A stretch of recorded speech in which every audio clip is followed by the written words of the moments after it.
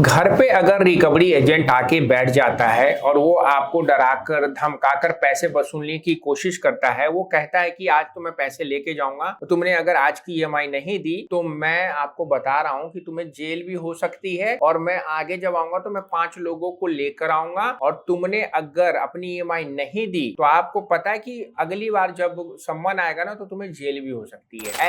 ऐसी बातों से डराकर धमकाकर रिकवरी एजेंट पैसों को लेने की कोशिश करते हैं। लेकिन आपको आज की वीडियो में मैं बताने जा रहा हूं कि आपके लिए बहुत ही अच्छी बात आरबीआई ने कह दी है और कर भी दिया है कि अगर ऐसा कोई बंदा जो इन बातों को आपको कह रहा है कि भाई पैसे दे दो, नहीं दोगे तो आपका सम्मान आएगा, मैं 5 लोगों को लेके आऊंगा, तो उन लोगों की आप लंका लगा सकते हैं। क्या क्या चीजें आरबीआई ने आपके लिए कह दिया है वो मैं आपको 4 बातों में बता दूंगा आज की वीडियो में। और तीसरी बात तो आप अगर फॉलो कर लेंगे तो पक्का आप कंपनसेशन के भी भागीदार हो जाएंगे। बैंक आपका पैर पकड़ के कहेगा भाई सेटलमेंट करा लो। तो चलिए देखते क्या है।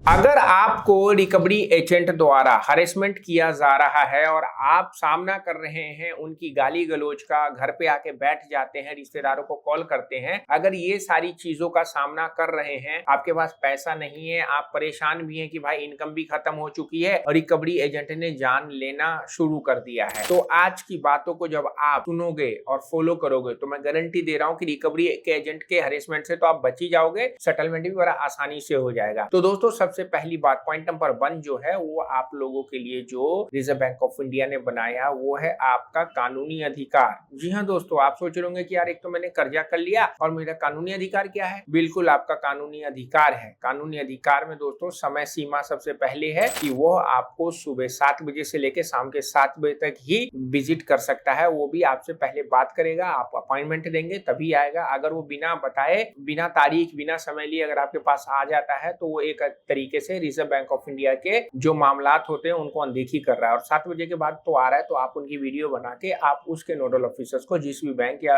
कंपनी का वो बंदा है, आप उसको मेल करके उसके बारे में इत्तला कर सकते हैं। दूसरा पॉइंट दोस्तों, आपके साथ वो सम्मानजनक बात करेगा। जी हाँ बिल्कुल, वो इज्जत से बात करेगा। आपको वो बोलेगा कि सर आपने लोन लिया था, आप उसका पेमेंट नहीं कर पा रहे हैं, क्यों नहीं कर पा रहे हैं, आपको कारण बताना है। अगर वो कहता है कि औकात नहीं था, लोन ले लिया, तुम्हारी ऐसी की तैसी, तुम्हारे बाप का पैसा नहीं है, अगर इस टाइप के अगर वो शब्द का उपयोग करता है, अगर वो आपको ऐसी ऐसी बातें करता है, गालियां देता है, तो आप उसकी वीडियो बनाइए और यह भी बात नोडल ऑफिस को बता सकते हैं, क्योंकि आरबीआई ने आप लोगों के लिए बिल्कुल सम्मानजनक बात करने का रूल रेगुलेशन बना रखा है। तीसरा दोस्तों होता है शर्मिंदगी। सामाजिक रूप से वो आपके लिए नहीं कर सकते हैं। मतलब अगर वो कभी आपके कंपनी के बाहर आके आपकी बेइज्जती करते हैं, अड़ोसी पड़ोसी को आपकी बातों को बताते हैं, रिश्तेदारों को कॉल पे बताते हैं या मोहल्ले में आके शोर मचाते हैं, तो वह बिल्कुल नहीं कर सकते हैं। अगर वो ये सारी चीजें करते हैं तो आरबीआई के रूल रेगुलेशन के बिल्कुल खिलाफ है और आपको बिल्कुल वीडियो बना के बाकायदा बैंक में शिकायत करते हुए नोडल ऑफिसर्स को वीडियो अटैच करके आपको मेल करना है, ठीक है। और दोस्तों जो दूसरी पॉइंट वाली बात है कि अगर वो आपके साथ ऐसा व्यवहार करते हैं तो आप बिल्कुल पुलिस में शिकायत दर्ज करा सकते हैं,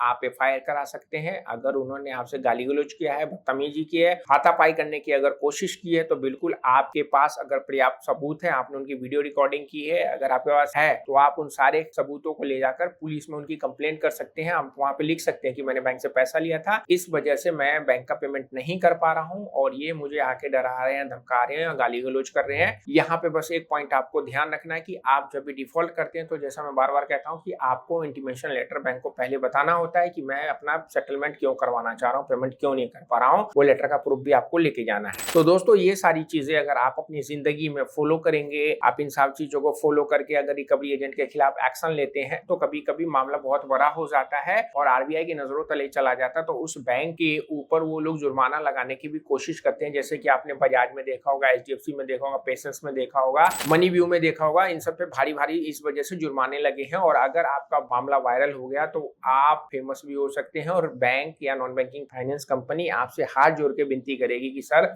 आप सेटलमेंट कर लो, जितना देना चाहते हो दे दो, आप अपने इस वीडियो को यहाँ से हटा लो। तो आप में वीडियो की ताकत है, आप इस ताकत का उपयोग करके अपने सेटलमेंट को जल्द से जल्द करवा सकते हो। ये आपका एक वो पावर है जो आपके बुरे वक्त में काम आ सकता है। आशा करता हूं जो मैंने आपको बात बताई समझ में आई होगी कि अगर कोई घर पे आकर रिकवरी एजेंट डरा रहा है, धमका रहा है, तो आपको इस पावर को यूज करके अपने सेटलमेंट को करवाना है। घर पे आ रहे हैं रिकवरी एजेंट, रिश्तेदारों को कॉल कर रहे हैं रिकवरी एजेंट, कंपनी के बाहर आके बैठे रिकवरी एजेंट, कॉल करके आपका जीना दुभर कर रखा है, इन्फॉर्मेशन के घर पे आ रहे हैं, पुलिस बन के कॉल कर रहे हैं, वकील बन करके नोटिस भेज रहे हैं। यानी कि आपकी जिंदगी में रिकवरी वालों ने आपकी लाइफ को पूरा रिकवर कर लिया है। तो इस रिकवरी से कैसे बाहर निकले?